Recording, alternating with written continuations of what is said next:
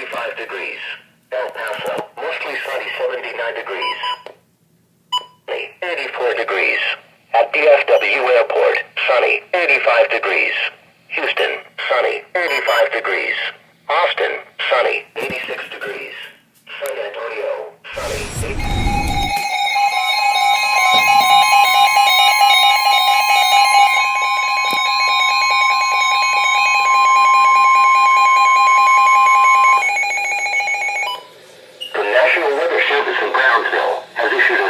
Thunderstorm warning for southern Hidalgo County in deep South Texas until 4:45 p.m. Central Daylight Time.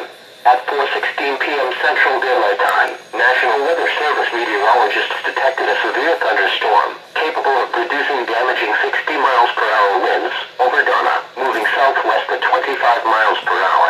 Locations in the warning include Donna, South Alamo, San Juan. Severe thunderstorms can produce wind speeds strong enough to bring down trees and power lines and damage or destroy mobile homes and outbuildings. Persons outdoors or in vehicles should seek safety inside a sturdy building until the storm passes. If you can hear thunder, you are close enough to be struck by lightning. Please report tornadoes and frontal clouds, winds of 58 miles